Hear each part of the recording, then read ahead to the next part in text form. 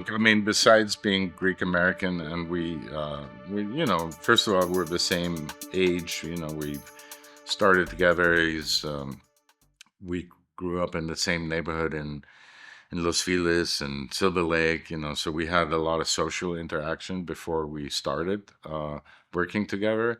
But the cultural, I mean, the background. I mean, you are an accumulation of all your memories and all your impressions that you gathered throughout your childhood. And if you work with people that have similar history and cultural background, and affects the way you tell a story, the humor, and yeah, we're very comfortable with each other. And same with Mangold. He's also my age. His father's a painter. My dad was a painter. Like, there's definitely, our aesthetics are very similar. I mean, uh, it helps when you're working with somebody that, it's like a matter of taste. You can, like I said earlier, you can tell every story 100 different ways. And if your instincts and your emotional response to what you see, because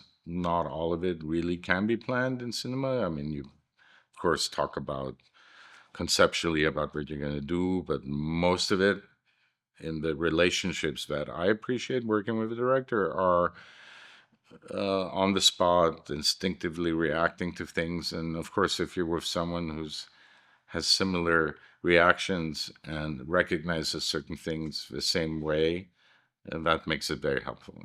There's very little discussion about how to approach something, and I feel very fortunate that I have those um, people. And I think the European background helps. And I do also. I'm really looking to do more films with auteur filmmakers. Not directors for hire, who are just good in delivering in the system of Hollywood.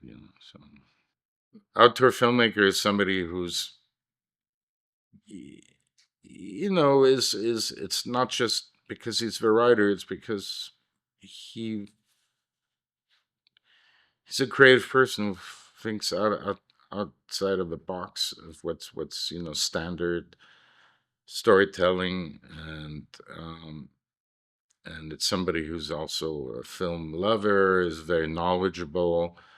Like with Alexander, before Sideways and stuff, we will watch all these Italian neorealism, Il Sorpasso, all these movies. That it's just nice when you work, like Mangold is into Ozu. And it's just nice when you're working even with American-based directors, that are really like film history buffs and lovers. And there's a common language. I notice very often now. Often I make references to my crew or operators or art directors about some films, and they don't really know what I'm talking about. And it's very nice when you have someone and you can, talk about anything, and they get it. And Mangold always goes, he's not gonna get that reference. What are you talking about? Don't talk to him about that. So it's yeah. And then I'm always making lists. Recently I've compiled like a list of maybe 50 movies that I just give people. It's like before you go film school or anything, like sign up for Criterion, watch these 50 or 100 movies, uh, and it's just always surprising to me how few have seen. Like, I mean, I'm just talking like really obvious, like 400 Blows, uh, yeah, Kurosawa's. And I mean, I'm not, like Fellini's Amarcord, like they like just haven't seen him. And but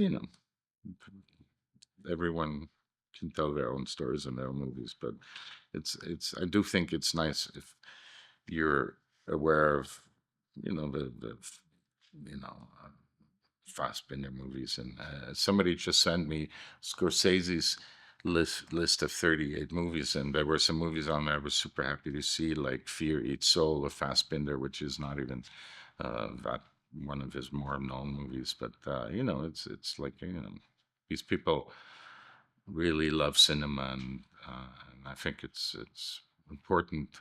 I mean, in my case, where I am at, like I want to work with people who appreciate the same kind of